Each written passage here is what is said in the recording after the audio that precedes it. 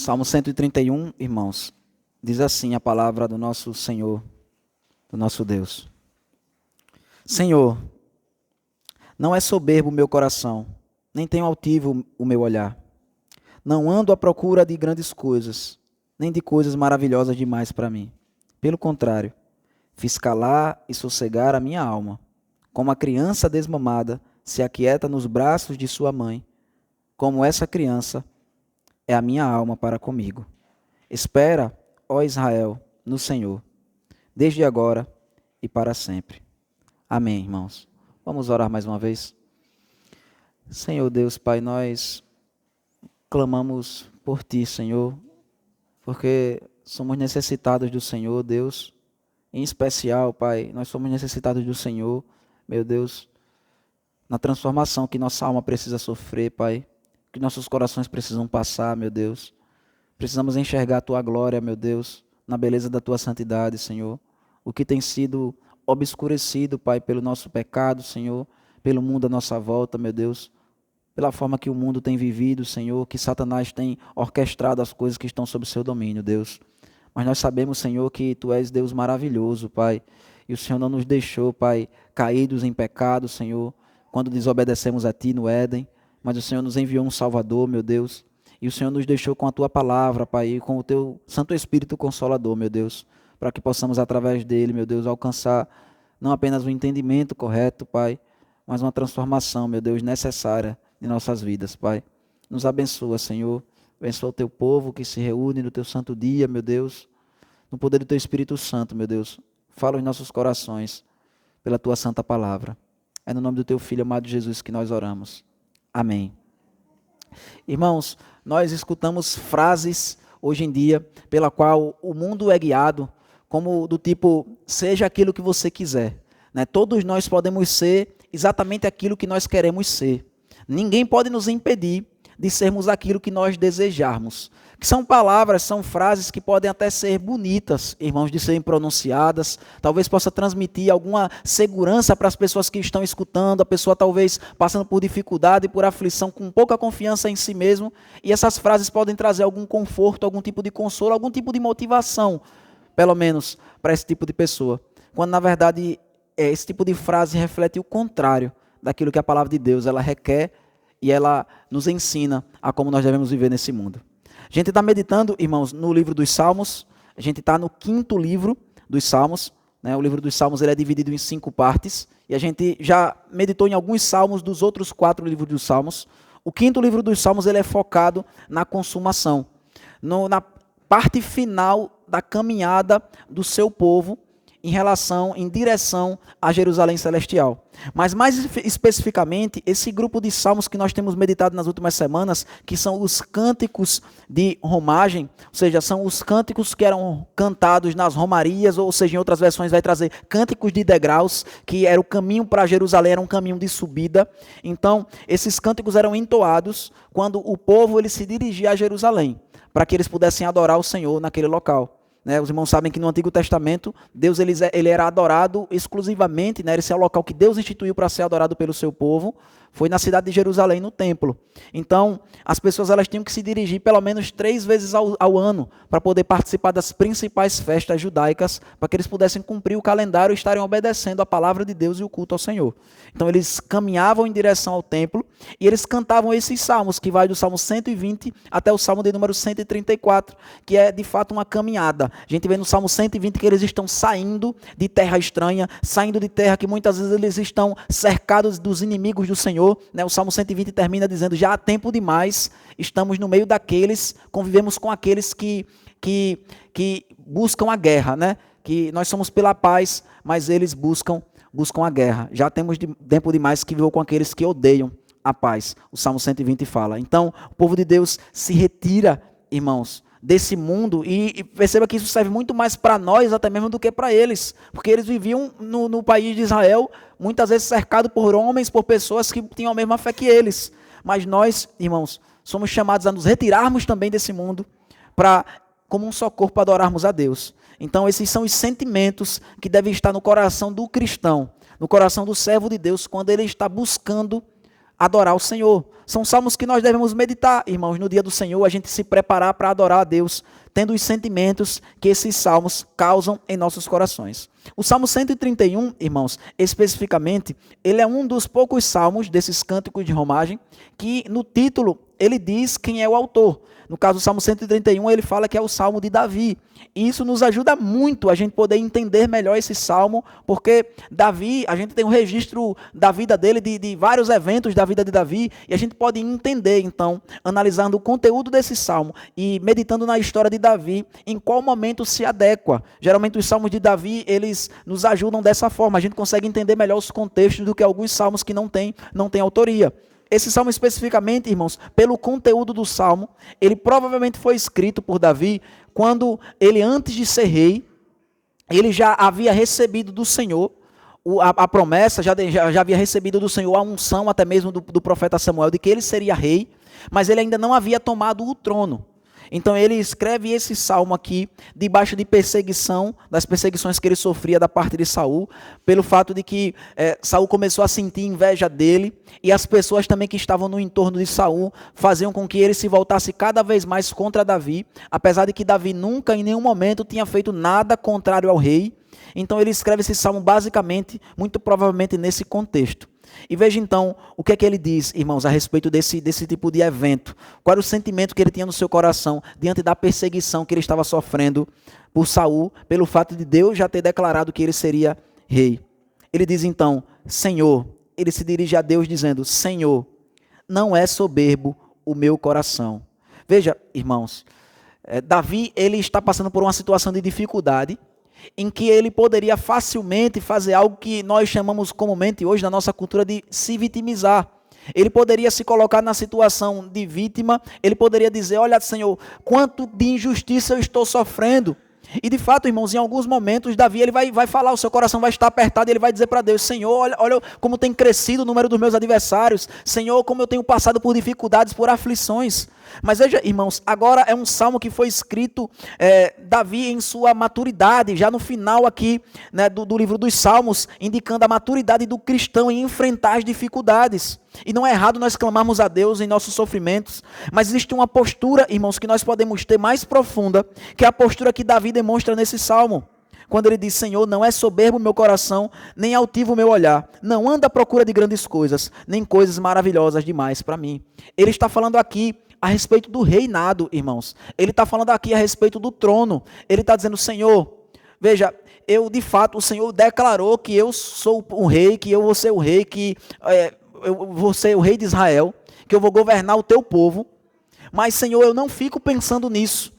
Veja, as pessoas estão em volta de Saul, dizendo para ele, olha, Davi quer tomar o teu lugar, Davi ele quer te apunhalar pelas costas, você confiou em Davi, você chamou ele para te servir, você deu até uma das suas filhas para se casar com Davi, e olha a forma que ele está agindo na surdina, sorrateiramente ele tentando te destruir. E Davi, ele se dirige àquele a quem vale a pena se dirigir. Porque em momentos como esse, irmãos, é difícil até mesmo você ir à pessoa que está pensando mal de você. O coração dela geralmente está tomado pelo ódio e nenhuma das suas palavras vai ter efeito algum. Pelo contrário, muitas vezes vai causar uma ira ainda maior, porque a pessoa vai pensar que você está tentando enganar ela mais ainda. Né? Era Davi saindo, se Davi fosse falar com Saul a respeito disso, no momento que ele saísse, os conselheiros de Saul iam dizer, está vendo? Olha como ele é safado, olha como ele é sorrateiro, olha com a coragem, a cara de pau que ele teve de vir aqui, dizer que não quer tomar o reino, sendo que a gente sabe de tudo que ele tem feito. Então, Davi, ele prefere se dirigir, irmãos, àquele que pode socorrê-lo. Ele prefere se dirigir àquele que conhece o seu coração. Veja que Davi, ele fala essas palavras, irmãos, não é soberbo o meu coração. Veja que palavras profundas, irmãos. Que um homem usar essas palavras para se dirigir a Deus, irmãos, em si isso já parece ser soberba. A gente chegar para Deus e dizer, Senhor, meu coração não é soberbo, sendo que nós sabemos, o próprio Davi fala em outros salmos que nós nascemos em pecado, que nós somos cheios de pecado, que o nosso coração é perverso, e Davi então se dirigia a Deus para dizer, meu coração não é soberbo, para os irmãos terem uma ideia. Essas palavras são tão profundas, tão escandalizantes, quando ditas por um homem a Deus, que durante a história da igreja, esse era um dos salmos que a igreja não queria cantar. Eles diziam, nós não podemos cantar esse salmo porque nosso coração é soberbo.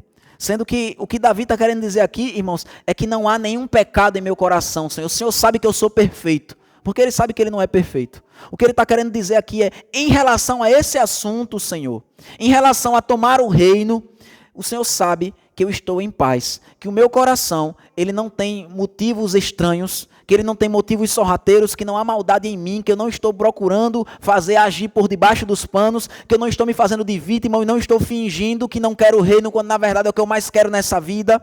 Não. Ele diz, em relação a isso, o meu coração não é soberbo e nem tem o altivo o meu olhar. É que, como eu já falei para os irmãos, o Salmo, irmãos, a poesia hebraica, ela é escrita em paralelo. Então, as duas frases aqui que Davi fala, elas têm o mesmo significado.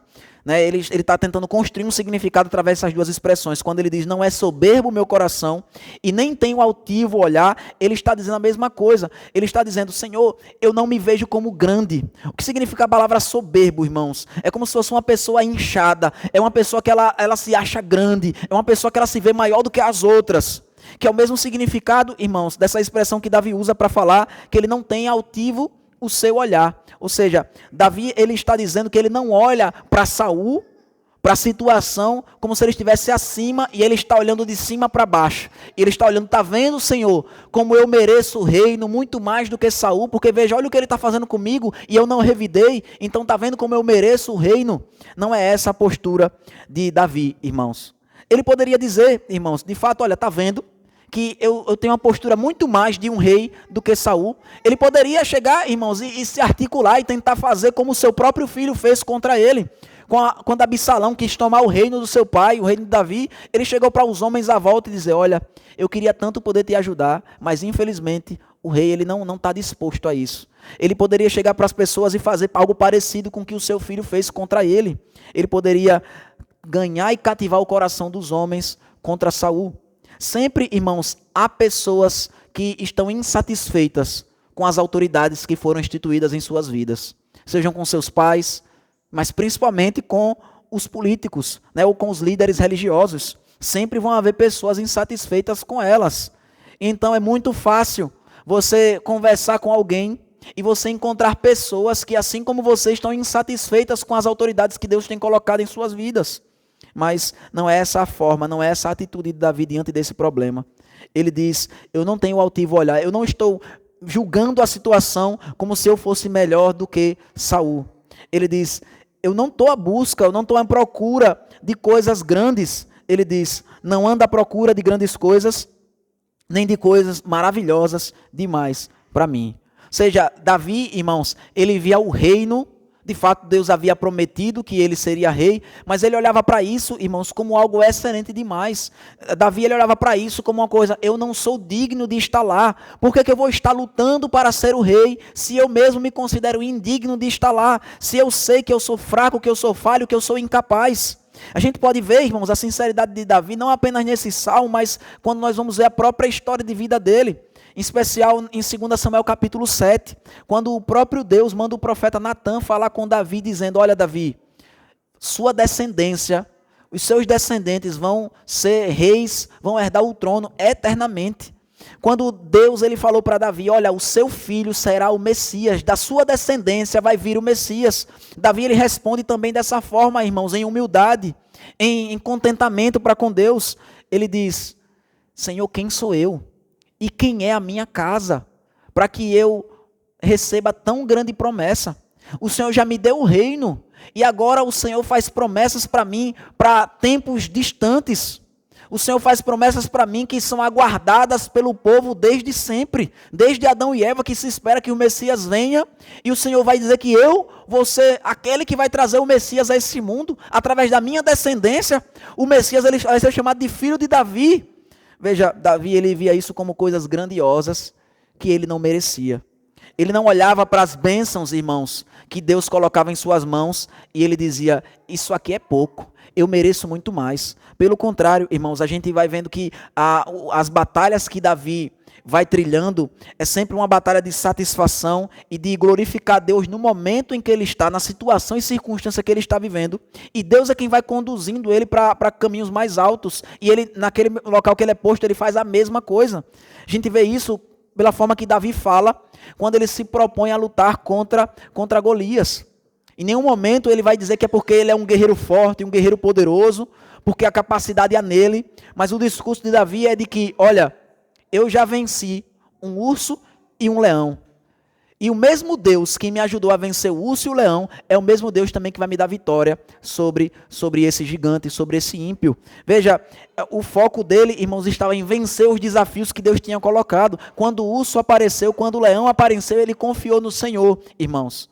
Isso fez com que, quando um desafio maior aparecesse, ele pudesse continuar confiando no Senhor. E veja como isso é uma lição para mim e para vocês, irmãos. Veja que, se a gente olhar para trás na nossa vida, todas as vitórias que certamente Deus já nos deu sobre o pecado ou sobre alguma circunstância da vida que não seja necessariamente pecaminosa ou não, que Deus permitiu que nós chegássemos até aqui. A gente olha para trás, irmãos, e nós não devemos ver como vitórias que nós conseguimos para nós mesmos, porque isso vai nos conduzir à soberba, isso vai nos conduzir a pensarmos que nós somos capazes de enfrentar desafios cada vez maiores, porque nós já estamos preparados, nós somos capazes, nós somos suficientes para passar por essas situações. Não é essa a forma que Davi, irmãos, nos ensina a passar pelas circunstâncias da vida. A gente deve olhar para o passado, e o que a gente deve ver no nosso passado é como Deus foi maravilhoso em permitir que eu chegasse até aqui. Veja tudo que eu precisei passar. E o Senhor me conduziu em todas essas coisas para que aqui eu chegasse. E isso, irmãos, é o que nos conduz a um espírito de humildade. Perceba que Davi, em todas as circunstâncias da sua vida, praticamente, ele estava em oração, irmãos. Nós sabemos disso porque há muitos salmos, a maioria dos salmos Davi escreveu. Então, ele estava sempre e constantemente orando a Deus.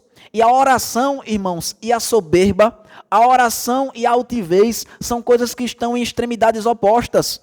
Eu e você, nós não temos como ser realmente pessoas que dependem de Deus em oração e nós vivemos uma vida baseada na soberba e na altivez. Se nós estamos realmente, irmãos, verdadeiramente diante de Deus, se nós temos buscado ao Senhor e nós estamos orando a Ele e a gente está ali sabendo que não somos nada, sabendo que nós dependemos completamente dEle, sabendo que se Deus não ouvir a nossa oração e não atender a nossa súplica, o nosso socorro, a gente está perdido. Se a gente tem essa consciência, irmãos, de que sem Deus nós não podemos fazer nada, como o Senhor Jesus Cristo nos disse, que sem Ti nada podemos fazer. Então, irmãos, nós não vamos ser soberbos e não vamos ser altivos diante das pessoas e das dificuldades da vida. A gente não vai achar que nós somos capazes, não acharemos que somos capazes de passar por qualquer circunstância. Pelo contrário, o menor dos desafios, irmãos, nós devemos saber que se Deus não nos sustentar com a sua graça, a gente não vai ser capaz de passar por eles. Que dirá os grandes desafios? Davi, ele está dizendo, essas coisas são grandes demais para mim. Eu ser rei, como é que eu vou reinar? Eu sou tão pequeno, me falta tanta sabedoria, eu sou tão fraco, eu sou tão falho, eu sou tão pecador, como que eu vou ser rei? Não, Senhor, o Senhor pode escolher qualquer pessoa para reinar. E percebam, irmãos, que esse é um sentimento comum entre aqueles que são chamados por Deus. Veja que Moisés, quando ele foi chamado na sarça ardente, a primeira impulso de Moisés foi de dizer, Senhor, eu não sou capaz, Senhor, o Senhor levante outra pessoa para poder fazer isso. E é claro que Moisés ali já havia algum pecado nele, né? Porque ele não confiou quando Deus disse, vai lá e faz, ele ainda assim ficou desconfiado.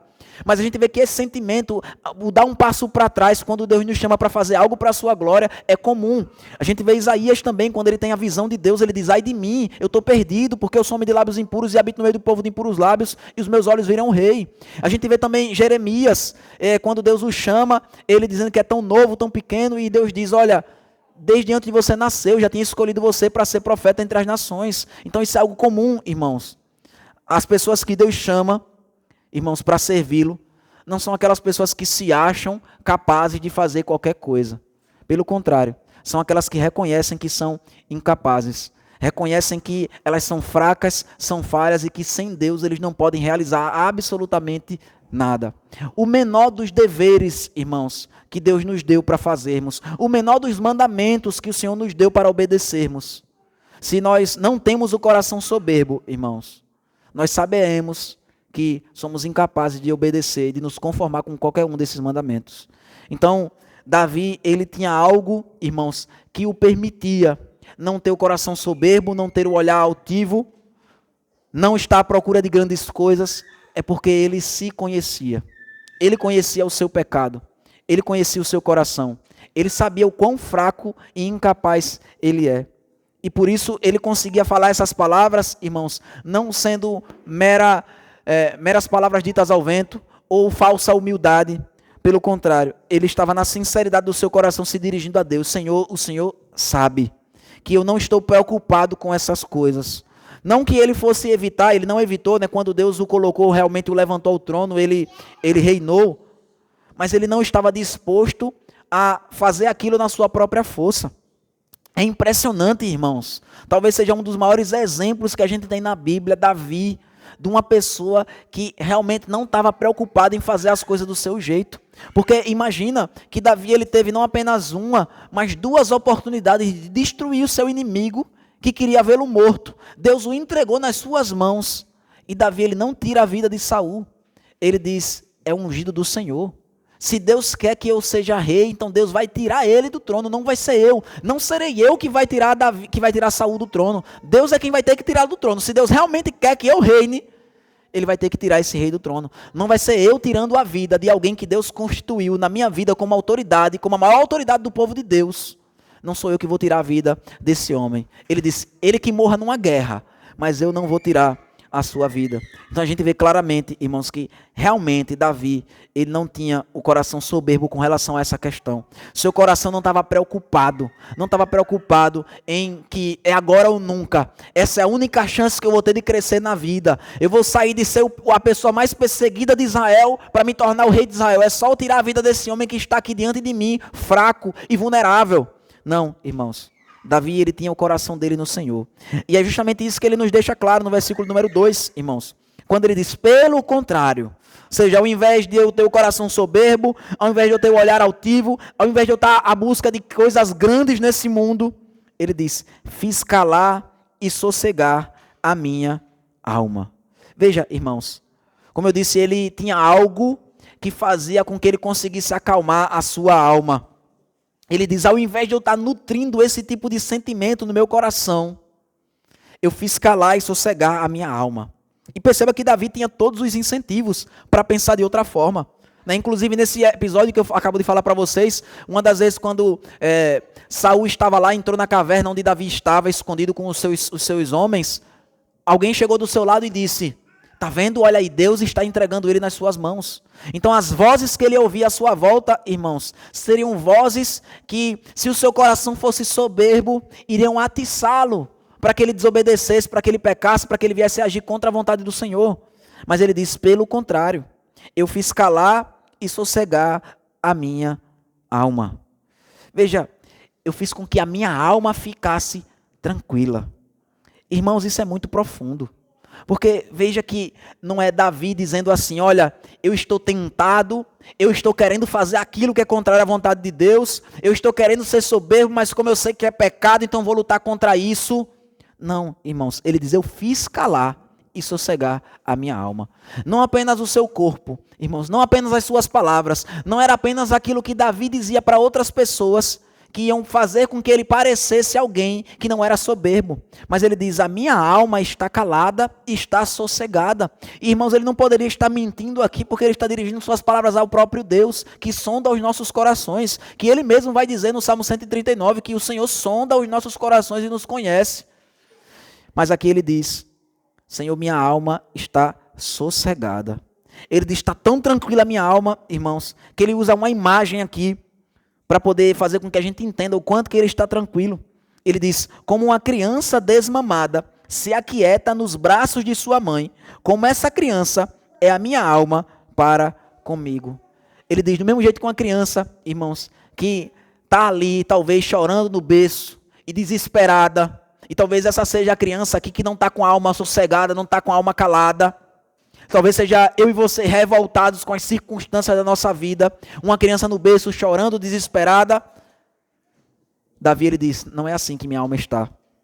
Pelo contrário, não é como uma criança gritando e chorando porque quer ser alimentada. Ele diz, é como uma criança que está completamente satisfeita. Como um bebê que já foi completamente alimentado. Um bebê que depois que ele termina de mamar, depois que ele está completamente satisfeito, que bebeu todo o leite que ele queria beber, ele consegue soltar o peito e dar um sorriso.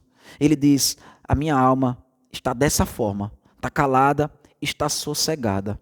E veja, irmãos, para a alma estar calada e sossegada dessa forma, ela precisa ser uma alma que está satisfeita.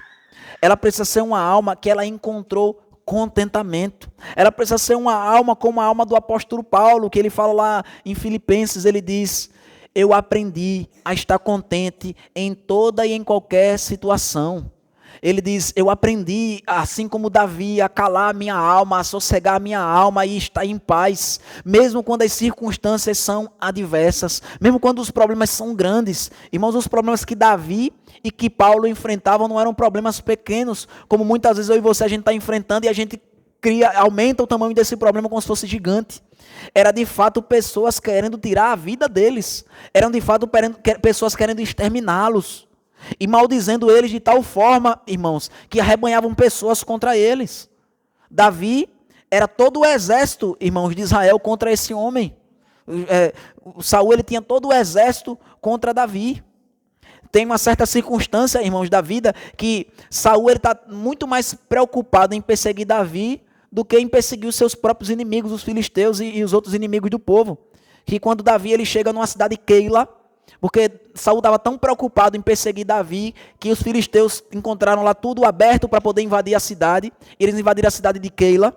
Davi ele foi lá para salvar a cidade, e ele conseguiu salvar a cidade dos filisteus. E aí ele consulta ao Senhor, ele diz, Senhor, e aí? Saul está vindo atrás de mim. Se eu ficar aqui na cidade, esses homens vão me entregar a Saul? E Deus diz, vão. Os homens irão lhe entregar. Veja, irmãos, ele não podia confiar nem nas pessoas que estavam sendo salvas por ele. Veja que circunstância difícil ele vivia.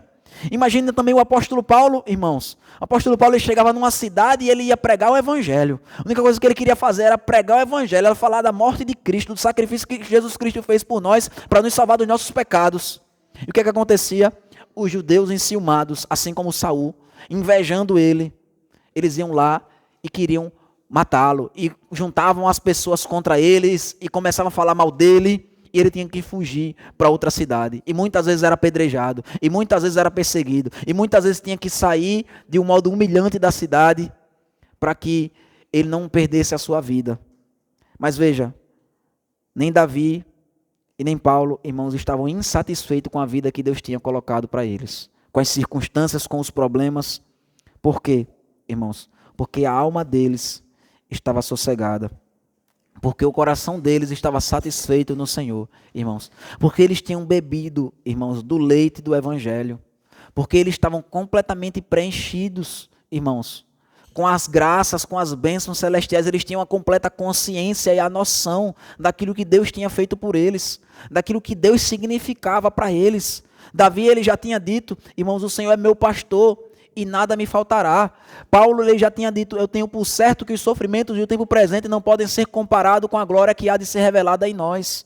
Então vejam, irmãos, são homens que estão preenchidos, que estão cheios com o Espírito Santo e a palavra de Deus é abundante neles, ao ponto de que eles estão sossegados, eles estão calmos, eles estão felizes, porque essa expressão que Davi usa da criança desmamada, quieta, nos braços de sua mãe, é a expressão de alguém que está feliz e satisfeito, por mais que a circunstância seja de perseguição. Irmãos, veja que é isso, não é nada menos do que isso, que eu e você, a gente deve buscar no nosso Deus. Veja que o Evangelho, irmãos, que a vida cristã não é algo para que a gente possa andar satisfeito e felizes e alegres quando as coisas estão tudo bem, quando está tudo bem, quando não tem nenhum problema na nossa vida. Então a gente vai conseguir ir para a igreja e a gente vai conseguir dar bom dia para as pessoas e a gente vai conseguir ser educado com as pessoas e a gente vai conseguir evangelizar as pessoas, a gente vai conseguir negar o nosso próprio eu e nós iremos servir as pessoas quando está tudo bem. Eu acordei tão feliz hoje que hoje eu vou fazer tudo do jeito certo. Não é assim, irmãos. Não é essa a fé cristã. O cristianismo é mesmo quando nós estivermos passando pelas maiores dificuldades, irmãos. A gente vai poder dizer não ao pecado. E a gente vai buscar fazer a vontade do nosso Deus. A gente vai negar o nosso próprio eu. Porque, veja, irmão, senão não tem sentido algum. Se for simplesmente quando tiver tudo bem, irmãos, a gente vai viver e fazer as coisas do jeito correto, então a gente não precisa de Cristo. Porque todo mundo é assim. Todas as pessoas desse mundo, irmãos, quando está tudo bem na vida delas, elas são mais felizes, elas são mais educadas com as pessoas que estão à sua volta. Todo mundo é assim, irmãos. Mas o evangelho é justamente, a mensagem do evangelho em si, irmãos, significa você estar satisfeito em meio ao sofrimento. Porque a mensagem do evangelho é, a respeito de Jesus, Isaías 53 vai falar, e ao Senhor agradou moê-lo, fazendo enfermar. Mas ao mesmo tempo, no versículo seguinte vai dizer, ele verá o fruto penoso da sua alma e ficará satisfeito. Ou em Hebreus capítulo 12 vai dizer, em troca da alegria que lhe estava proposta, Jesus suportou a cruz, não fazendo caso da vergonha, da ignomínia. Então vejam, irmãos, que a vida cristã é para ser vivida exatamente dessa forma que Davi ele coloca nesse salmo. É para que eu e você a gente possa estar sossegado, a gente possa estar alegre, quietos, com as almas caladas, mesmo em meio aos problemas e às perseguições maiores que possam estar à nossa volta. E Davi deixa isso muito claro, irmãos, no versículo 3. Ele diz, espera, ó Israel, no Senhor, desde agora e para sempre. Perceba que esse sentimento, veja, ele começa o salmo cantando individualmente. Mas aí é como se ele dissesse, e vocês podem cantar isso junto comigo. Vocês podem também aguardar no Senhor. Vocês podem também ter paciência no Senhor. Esse mandamento não é apenas para mim, de estar sossegado no Senhor, mas é para todo Israel, é para todo o povo de Deus. E veja, não é apenas para alguns momentos da sua vida, mas ele diz, desde agora e para sempre. Ou seja, se você entendeu o evangelho do Senhor Jesus Cristo, você já pode estar satisfeito desde agora e para todo sempre, com a sua vida, independente das circunstâncias, das aflições que a gente pode passar nesse mundo, irmãos, das dores. Porque o apóstolo Paulo nos fala em Romanos 8, nada vai nos separar do amor de Cristo. Nada pode tirar essa paz, irmãos, porque a paz que nós temos, o Senhor Jesus diz, eu dou a paz para vocês, não é como o mundo dá. Essa é a paz do mundo, irmãos. A gente tem que lutar para as circunstâncias estarem bem, e aí a gente vai se sentir bem. Não, a paz que o Senhor Jesus nos dá é, a gente vai poder calar e sossegar nossas almas, com o evangelho do Senhor Jesus Cristo, mesmo em meio às aflições. Um determinado santo da Igreja Católica, né, João da Cruz, o nome dele, tem uma frase interessante. Ele dizia assim, cristão, quando você estiver passando por aflições, por dificuldades, ele diz, olhe para a cruz e cale-se.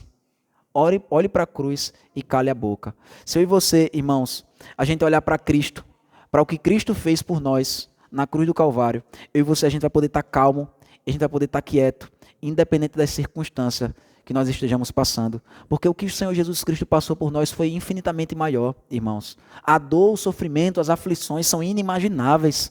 A gente não tem como pensar nisso, irmãos. Por mais Davi, no auge de todas as suas aflições, ele não ia conseguir compreender a dor, o sofrimento, a angústia que o próprio Deus, se fazendo carne, precisou suportar. O castigo pelos nossos pecados. Ninguém pode imaginar, irmãos, o que Jesus Cristo sentiu na cruz por nós. Mas nós podemos viver de um modo digno, irmãos, do Evangelho. Nós podemos aquietar e calar nossas almas. Nós podemos, irmãos, descansar em saber, talvez não entendendo em toda a profundidade, mas o que nós sabemos a respeito de Jesus e do que Ele fez por nós é suficiente para que a gente o glorifique agora e para sempre, em meio às aflições, tendo nossas almas satisfeitas no Senhor. Porque o que nós temos da parte de Deus, irmãos, é maior, é infinito e o mundo não pode tirar, independente das circunstâncias, o que eles puderem fazer contra nós, irmãos. Pelo contrário, na verdade, a grande questão é essa, irmãos, que quanto maior for a aflição, maior for o desafio que nós passarmos nessa vida, mais eu e você a gente vai provar e a gente vai poder experimentar que o Senhor é bom, que a gente não precisa de absolutamente nada, e a gente vai poder concordar com o Senhor Jesus Cristo, que a graça do Senhor é melhor do que a vida, que o alimento que nós temos para comer, irmãos, mais do que o leite materno, que sossegue e acalma a criança, é fazer a vontade daquele que enviou, é nos agarrarmos pela fé em Cristo Jesus, e a gente poder viver com a alma calma, quieta e sossegada. Amém, irmãos? Que Deus nos abençoe. Vamos então agora, irmãos, cantar novamente o Salmo, agora com um entendimento mais profundo a respeito da palavra do Senhor. Vamos louvar a Deus com esse Salmo